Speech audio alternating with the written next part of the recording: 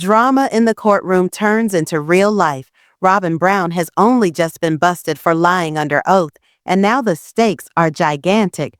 Janelle and Meri aren't going easy on her this time, dishing up fiery secrets about Kody that can turn everything around. Hey guys, I'm Aria, and welcome back to TLC Next Reveal. What did Robyn lie about?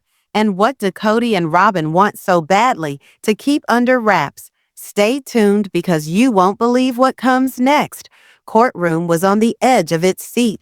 Gasps were heard as RobynBrown, previously seen as devoted fourth wife in the SisterWives saga, was caught red-handed making a shocking lie while in the middle of an heated court battle. In a scene that was more suited to a reality TV showdown than an actual life hearing, Janelle and MeriBrown, two of KodyBrown's ex-wives, held strong with receipts, guts, and a fierce desire to get to the bottom of things. What they learned shook not just the courtroom, but all of SisterWives country. It started when Robyn took the stand to defend what many saw was her tight iron-fisted grip on Kody and what was left of the Brown family's crumbling empire. With tears streaming down her face, she claimed she didn't know anything about the money choices Kody made.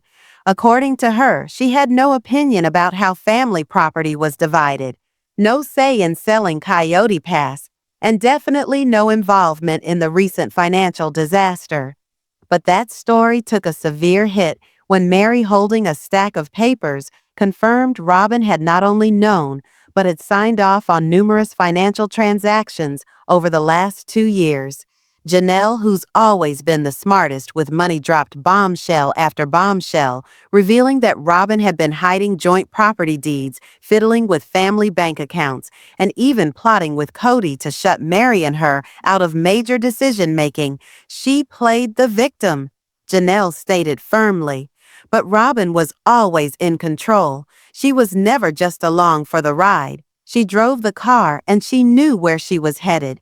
Courtroom fell silent when the judge adjourned the session to examine the new evidence. Meanwhile, the internet went berserk. Fans descended on Reddit, TikTok, and YouTube, posting theories, old clips, and old interviews in which Robyn had clearly contradicted herself.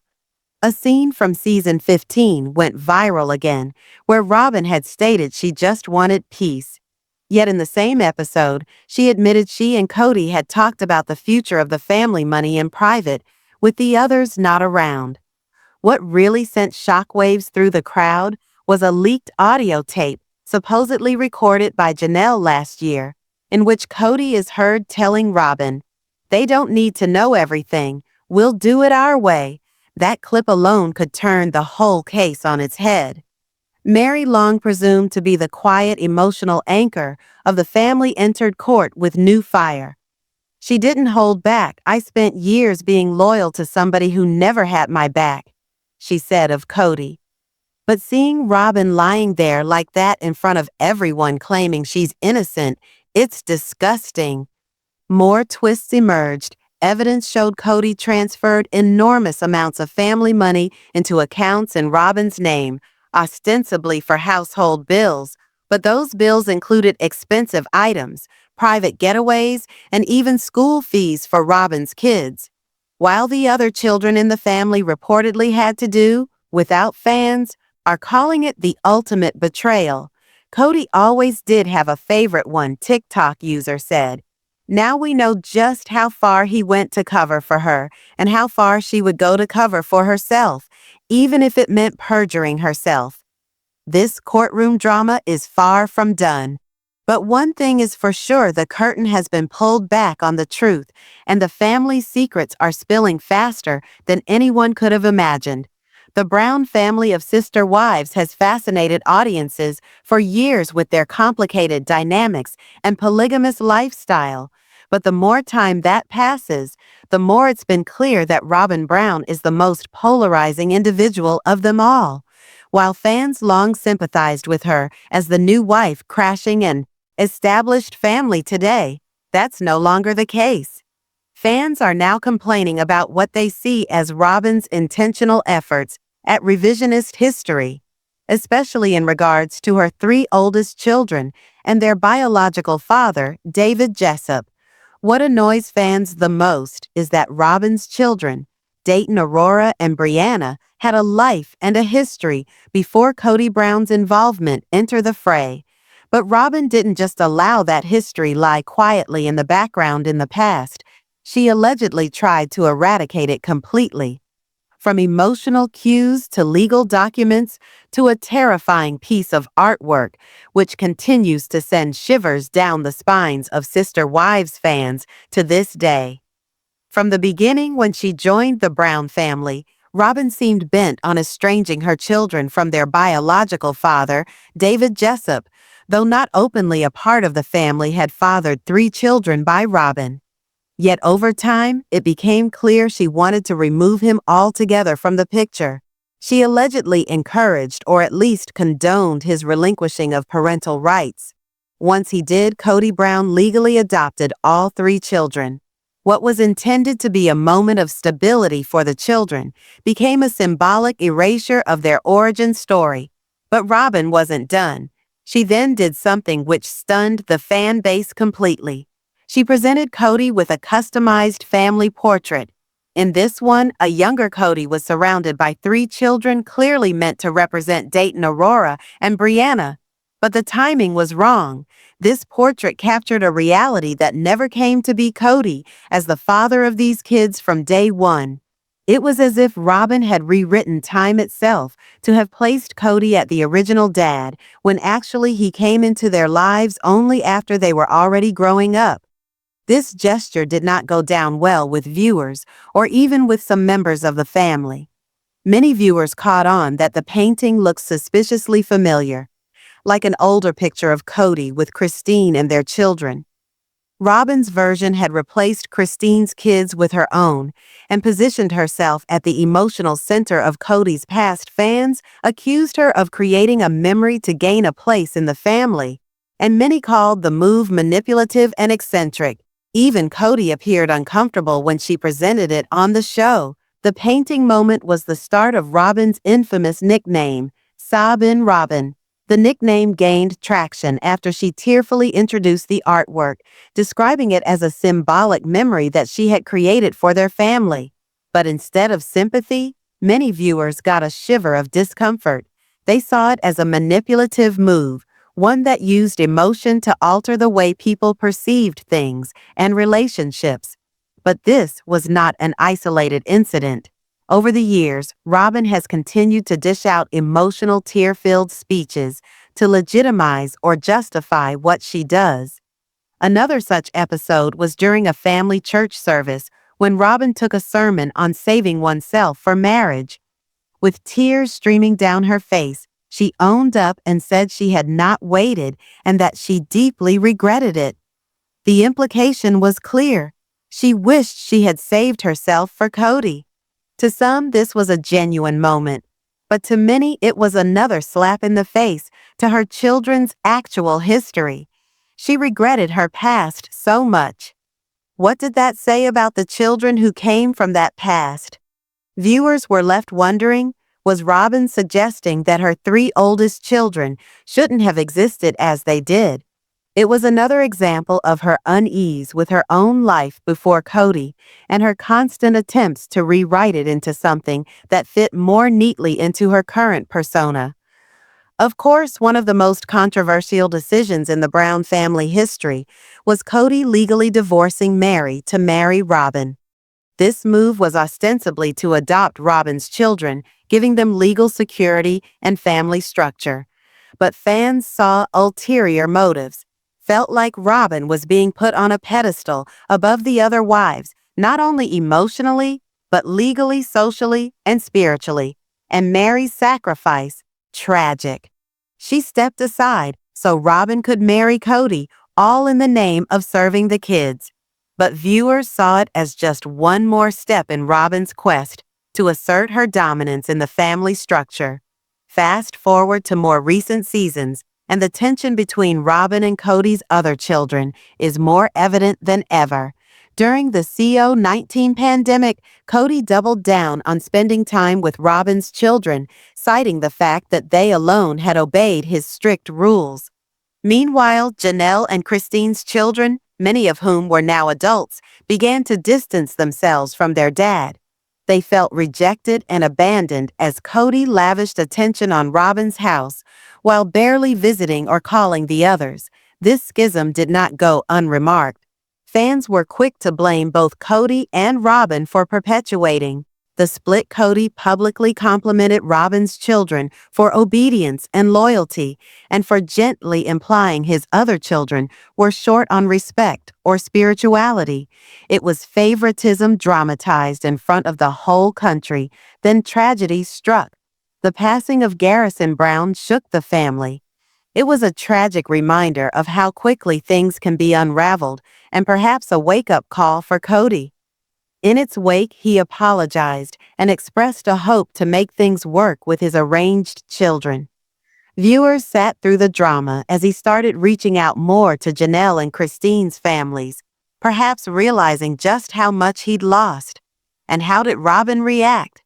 Not on the surface at first, but afterwards when she made a strange announcement. She and Kody would start making annual pilgrimages to Wyoming so her kids could establish roots there. Wyoming is where the heart is to Kody. It's the place he grew up, where his dad owned property, and where many memories with his original wives were made. To viewers, Robyn's sudden desire to establish roots in Wyoming seemed insincere. Her kids already have their roots with their own biological father, and early life felt to many like just another attempt by Robyn to write herself and her children into chapters of Kody's history where they didn't belong. At the center of it all is one fact: history cannot be rewritten, and yet Robyn keeps trying it. Whether it's through legal adoption, emotionally manipulated artwork, or strategically planned travel schedules, her modus operandi is obvious. She's uncomfortable with the facts of her past and continually seeks to overwrite them with a version centered on Kody. This phenomenon has not gone unnoticed. Social media is full of posts by observers tearing apart Robyn's behavior. Reddit communities and Facebook pages are filled with clips, screenshots, and wild posts highlighting inconsistencies and manipulation. One observer put the sentiment precisely: Robyn doesn't wish to be part of the story. She wishes to rewrite the entire book. More sinister is the impact that all this has. Brianna were born out of another existence. That existence may have been painful or sordid, but it was theirs. To act otherwise is to do them an injustice. Kids, like anyone, are due to have their backstories honored, not erased or altered for the purposes of a new narrative. At the same time, the gulf between Robyn's children and the rest of the Brown family has widened. Robyn seems to present her children as being the most loyal, the most respectful, and the most deserving of Kody's love. Whether unwittingly or not, the end result is exclusion of his other 13 kids, many of whom have publicly taken to social media to express their disillusionment about both their father and the structure of the family. This has left fans upset. For many longtime viewers, the early years of SisterWives portrayed a family that was, while unconventional, attempting to be inclusive and supportive. Today, that vision has disintegrated. The show now highlights division, favoritism, and shattered relationships, with Robyn at the center of the controversy. The idea that you can rewrite the past to make a better present holds true, but the truth always seems to re-emerge. RobynBrown may continue to try and spin her family history, but family members and viewers remember what really happened. They remember who showed up first, who made the biggest sacrifices, and whose version of the truth. The attempts at making memories by Robyn may ultimately earn kudos with Kody's blessing, but they've lost her the trust of the audience. Her story is now seen not as one of blending families, but of overwriting them. And in the world of reality television, where every word and movement lives on forever.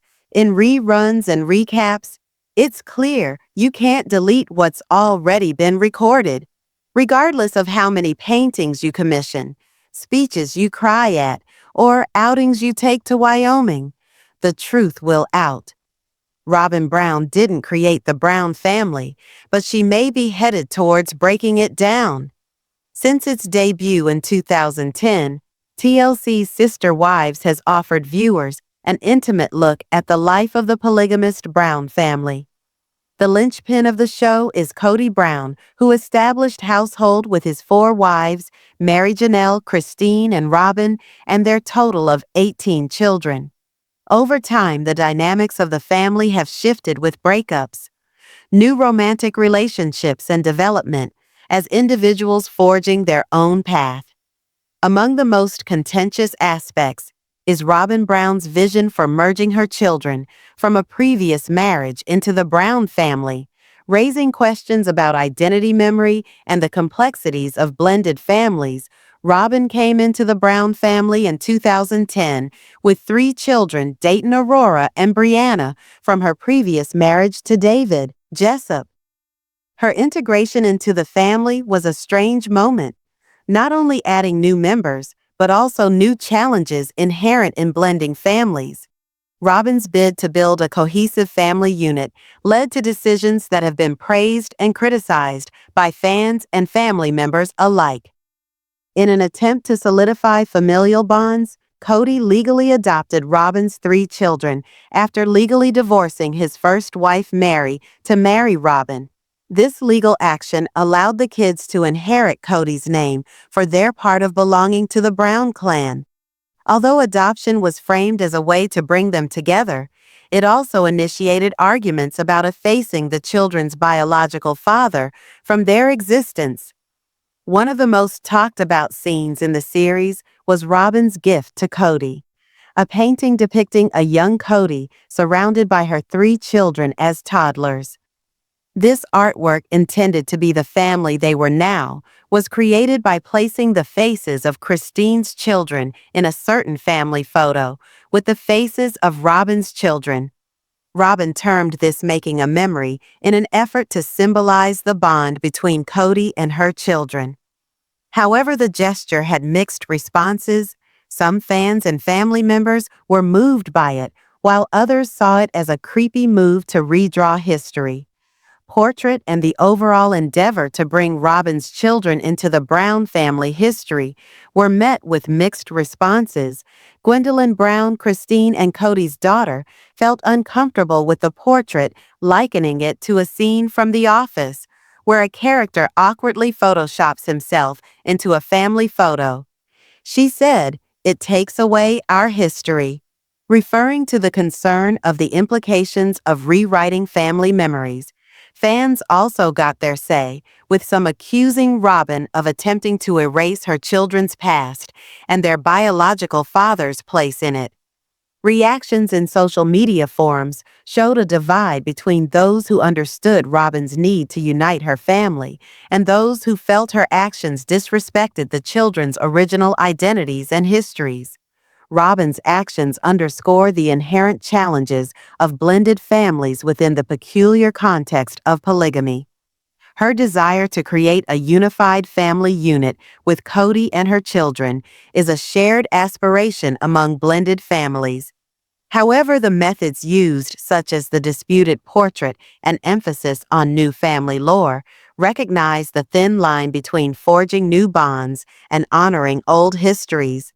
The children at the center of these transformations, Dayton, Aurora, and Brianna, have had to weather a complex emotional terrain.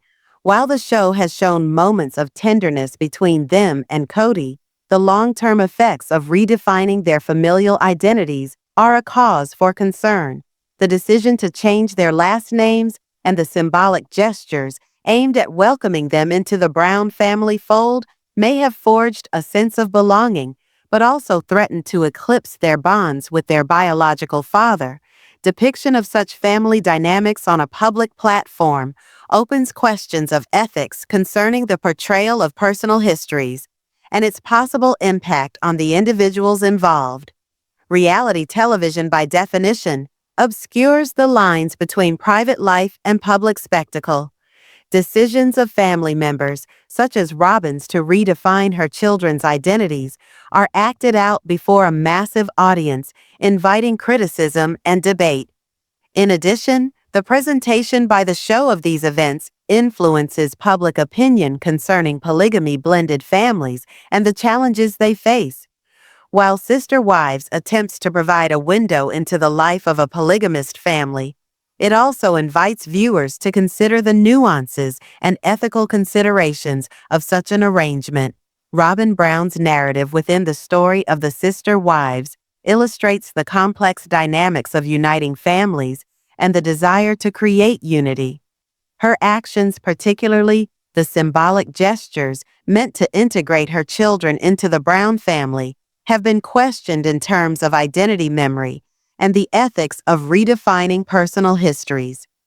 As the show continues to change, it offers a lens through which audiences can view the complicated nature of family, the challenge of integration, and the worth of honoring individual pasts and building a shared future. TLC had had enough. Finally, KodyBrown is gone. But what finally pushed the network over the edge? Explosive new details suggest a chilling premeditated plan for murder, and the eyes turn to RobynBrown. In a shocking turn of events, Janelle ambushes Robyn in a fiery confrontation that fans never saw coming. Buckle up. This is the moment that could change SisterWives forever. In the latest news surrounding TLC's reality series, SisterWives, the workings of the Brown family continue to change dramatically. KodyBrown, the former center of a polygamous family with 4 wives, finds himself now married only to RobynBrown. After the departures of Christine, Janelle, and Meri, breakdowns of these relationships have been marked by emotional showdowns, and reveals JanelleBrown in particular has complained about Kody's apparent favoritism towards Robyn. In a recent episode, Janelle lashed out at Kody for comparing Robyn to a diesel jeans model, pointing out the differences in the way he treated his wives. Robyn, on her own side, has replied to control accusations. She denied manipulation allegations, saying, "There's this new concept that I have. Kody just wrapped around my little finger, and I'm doing evil spells on him. How ridiculous." The family's problems have been further aggravated by personal tragedies, such as the death of Kody and Janelle's son Garrison in 2024. This loss has again strained relationships within the family, as members cope with grief and changing dynamics.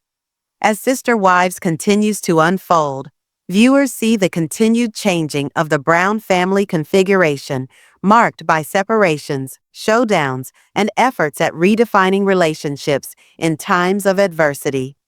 KodyBrown, patriarch of the polygamous Brown clan, made famous on TLC's SisterWives, is surviving every parent's worst nightmare after the tragic suicide of his 25-year-old son, Robert Garrison Brown. On the May 11th episode of the reality series, Kody spoke with unbridled emotion about the extreme and crushing grief he has been feeling since losing his son in March 2024. "Grief hits you in waves," he said, voice shaking. "When it hits me, I can't escape from it."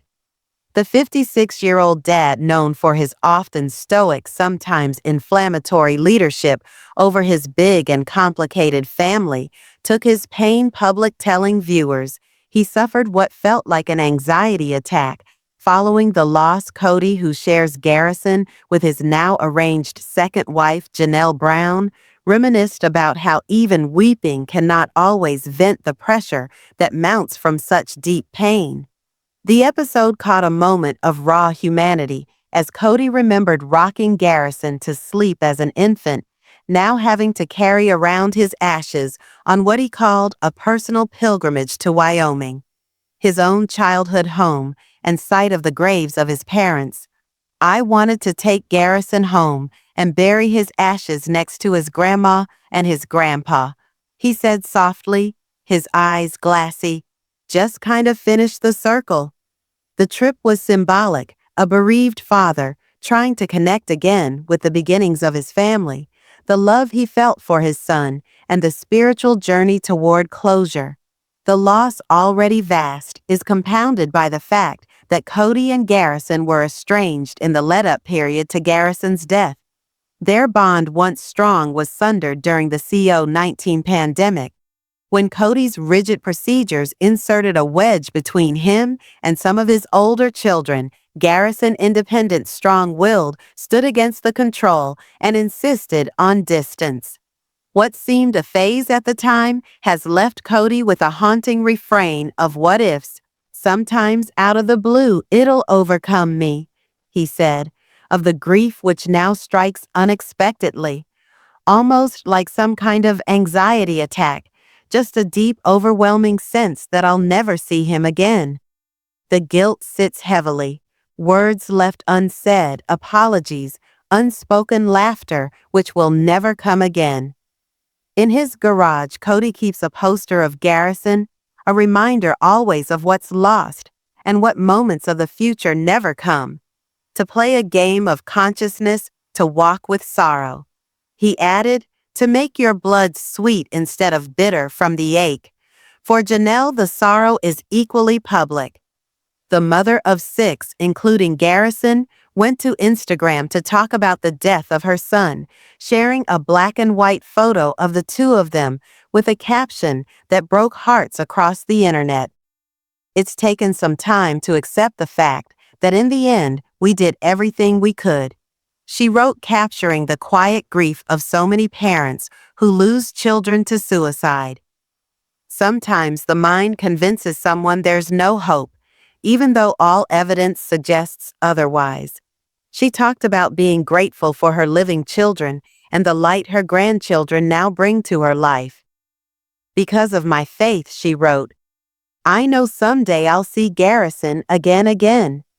The horrific events leading up to Garrison's death were first revealed in the May 4th episode of SisterWives, but the May 11th episode went deeper, exploring the layers of grief, remorse, and love that remain in the wake of unimaginable tragedy. The family, once a tight-knit polygamist family, has fractured over the past few years, with Janelle, Christine, and Meri having split from Kody, while only Robyn remains in a spiritual marriage to him. This latest tragedy, however, brought even the most estranged family members into a shared space of grief. For a moment, sorrow trumped bitterness. This pain, it doesn't care who you were angry at last year, Kody said. It just breaks you open, and you hope maybe some of that breaking lets the light in. Fans have long watched the Brown challenges, money stress, spiritual questions, jealousy among wives, and the pressure of trying to live out a complicated lifestyle in the glare of reality television. But this sorrow, raw and real, has reminded viewers that behind the cameras are people who bleed, cry, and hurt just like everyone else. As the family now confronts this tragic new chapter, they've also begun to use their platform to discuss mental health. TLC included a note for the National Suicide Prevention Lifeline at the end of the May 11th episode. And Kody and Janelle have urged fans to call in on the ones who seem okay, 'cause Garrison had seemed okay. He'd had his own place, a job he loved, pets that he loved, and plans for the future. But as Janelle put it, that's what haunts me. He seemed to be fine. The loss of the family is now woven into every storyline from here on out, not only as a loss, but as a reminder of the necessity of vulnerability and reconnection. I thought we had more time. Kody echoed, time to talk to get things right. And now he has to live with the agonizing knowledge that sometimes time gets clipped too short. JanelleBrown, now 56, weathered many storms in her life, but nothing could have prepared her for the tragedy that was to befall in 2024. As SisterWives fans well know, Janelle has been a stalwart pillar of unflappable strength and resilience in the polygamous Brown family, a woman who put her children first, even as her marriage to KodyBrown began to unravel in the face of mounting tensions and emotional distance. For nearly 3 decades, Janelle stood by Kody's side, juggling the complexities of plural marriage, raising 6 children, and trying to keep some semblance of normalcy within a lifestyle few could ever truly begin to wrap their heads around. But when the COVID-19 pandemic hit, it tested not only the mettle of public structures, it tested families. And for the Browns, it became the thread that started to fray Kody's increasingly rigid rules about quarantine and family interaction, created deep fault lines, particularly between him and his grown children. Garrison Brown, one of the loudest among them, pushed back, a free spirit with a quick mind, a wicked sense of humor and love of animals. Garrison was beloved by his siblings and deeply loved by his mother. But his relationship with Kody increasingly unraveled. Despite the strife, Janelle was always a steady presence in Garrison's life. She was his anchor, and yet regrettably, even the deep abiding love of a mother could not protect him from the inner battles that he fought in secret. On March 5, 2024, news broke that Garrison took his own life in suicide at the tender age of 25. The news sent shockwaves not only through the Brown family, but through the fan base that had watched Garrison grow up on TV. He had always been a bright presence, sarcastic, insightful, and gentle with animals and his younger siblings. He had a good future, a home he was proud of, and dreams that had only just begun to unfold. His passing was a brutal reminder of the clandestine nature of mental health issues, especially in young men. Now, just over a year later, Janelle is confronting her second Mother's Day without her son. On camera, she still holds herself with dignity, but the pain bubbles just below the surface. This is a different kind of grief, not loud or theatrical, but insidious and sharp, like a wound that won't quite close. In SisterWives Season 19, we watch as she tries to hold herself together for the sake of her other children, especially her youngest daughter, Savannah, who at just 20 is now grappling with the kind of heartbreak most people don't find until much later in life. Together they go through the rituals of daily existence, building a new home, making plans for the future, with the knowledge that Garrison will never be a part of those moments. There's a moment in the season where Janelle and Savannah are standing on the land in North Carolina that Janelle just purchased. It's supposed to be a fresh start, a peaceful place where she can plant roots of her own after decades of uncertainty. But the silence is oppressive. Garrison never saw this land. Janelle says, her voice breaking. The reality is almost too much to bear. He will never walk this ground, never see the sun rise over the trees, never sit on the porch she wants to build. This new beginning, as hopeful as it is, will always be weighted by absence. For Christine Brown, the loss lurked in a different, but no less profound way. Though Garrison wasn't her biological son, Christine played an incredible role in raising him. During the early years, while Janelle worked to help support the family, Christine did most of the child care chores. Garrison was a baby in her arms. And as the years went by, their bond grew into something special, quiet but unbreakable. Christine has referred to the children of her sister wives as her own. And nowhere is that more apparent than the way she discusses Garrison.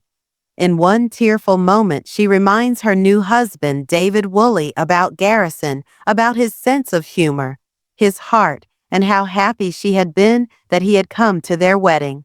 But even that joyous memory now has a sadness to it. He should have been at every wedding of the family, she says, weeping. There were so many things yet to come. Her loss is duplicated in Janelle's, but it is also a testament to the kind of family they built. Unconventional, perhaps, but full of love and shared responsibility. As SisterWives continues to air, the show has taken on a new theme.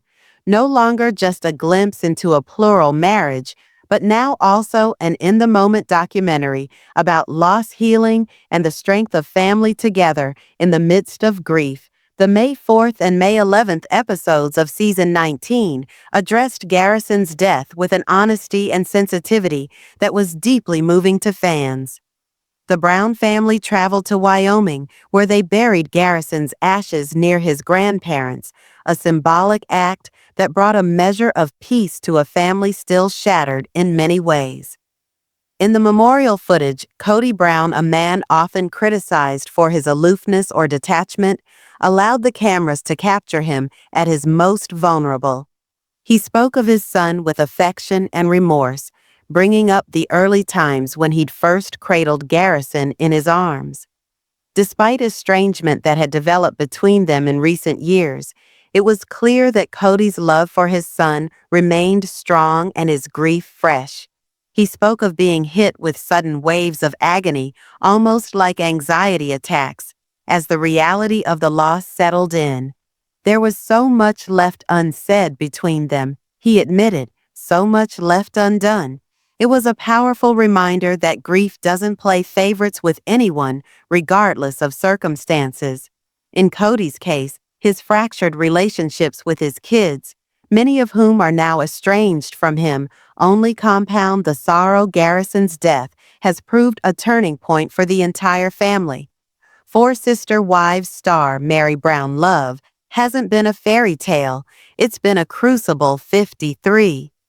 After years of emotional anguish and searing revelations, Meri is finally transitioning to a new chapter in her life. But with each step forward, she carries the scars of her past. A past she shared with millions of television viewers who watched season after season as her marriage imploded on camera. Meri was KodyBrown's first wife, the original cornerstone of the Brown family. They were young and in love when they married, full of conviction and idealism.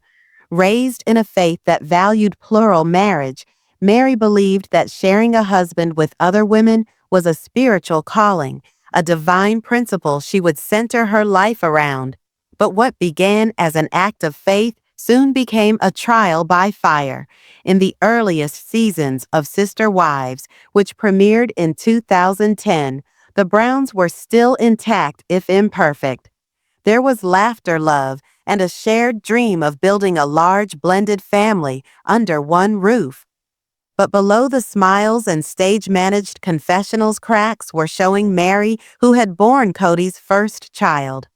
Leon had had trouble conceiving and would never have another child. Meanwhile, Kody went on to father 17 more children with his other wives, Janelle, Christine, and Robyn. As the family grew, Meri's relationship with Kody shrunk. The bond that had long characterized their marriage began to crumble, and Kody's love shifted. With time, Kody acknowledged he no longer thought of himself as emotionally or romantically involved with Meri. A revelation he shared both privately and publicly. "I never loved her," he would later inform people, a harsh and biting acknowledgement that destroyed Meri and shocked longtime viewers.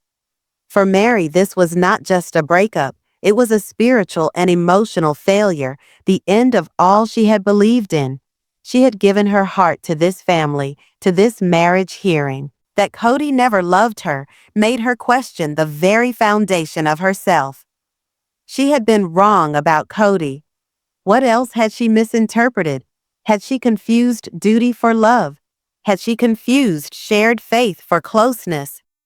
During season 19, viewers saw Kody look back sometimes with painful candor at their early marriage. He described Meri as clingy, referring to her as overly loving and constantly in need of his attention.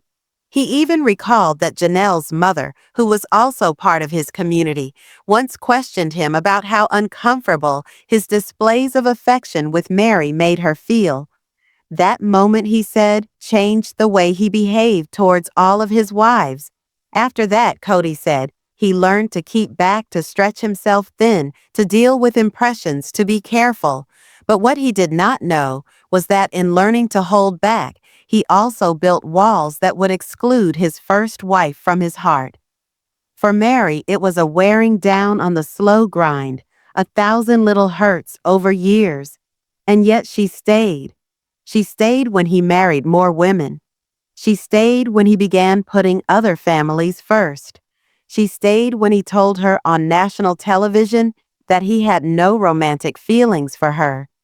For years, Meri clung to her faith and her commitment to plural marriage, believing that love could be kindled, that devotion would prevail.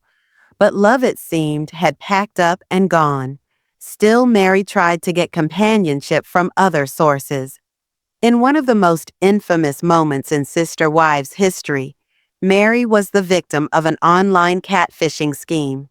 She had connected with someone she believed to be a man, only to discover later on that it was a woman posing as another individual. That hurt shook Meri to her core. It wasn't just the humiliation, it was the reminder that even outside of Kody's world, she could not trust love. That experience, a mix of shame, hope, and deception, made it even harder for Meri to believe that love could be safe. But it also created a turning point. Meri began spending more time outside the family orbit. She opened a bed and breakfast in Utah, sought out friendships not linked to Kody, and gradually started building her sense of self. She was no longer Kody's first wife or Leon's mother. She was MeriBrown, a woman learning to breathe again. By season 19, Meri had officially broken with Kody. It wasn't a salacious split. There were no yelling matches, no ultimatums, only the gentle recognition that she was owed better than indifference, better than betrayal, better than the sting of being reminded day after day that she wasn't wanted. In one of the show's most poignant moments, Kody helped move Meri into her new place in Utah. As they separated, he looked at her and said, "Meri, it's the end of an era. We had something." And for the first time in a very long time, they both agreed. They had something. Perhaps not what they had imagined it would be, but something real, something that mattered. Now Meri is seeing people again. The world of modern romance is far removed from the spiritual courtships of her day, but she's gingerly venturing into it. Friends have reported she's meeting new people, trying new things, and rediscovering the joy of being noticed, but trust is still a tall hurdle to climb. After all she's been through, the emotional abandonment, the public humiliation, the years of living with unspoken pain, how do you open your heart again? Meri knows that she deserves love. She's never ceased to believe it, but learning to believe in somebody else, to trust that their words are true, that their intentions are pure, is a different kind of journey. For Meri, vulnerability is now an intentional act, not an option. And perhaps that's where her strength is, not in being fearless, but in being brave enough to attempt it again. Even when she's afraid, her journey is resonating with a lot of viewers, particularly women who have been through heartbreak, betrayal, or the slow unraveling of a relationship that used to be sacred. Meri's story is no longer just about plural marriage or reality TV. It's about the human ability to rebuild, to hope and heal.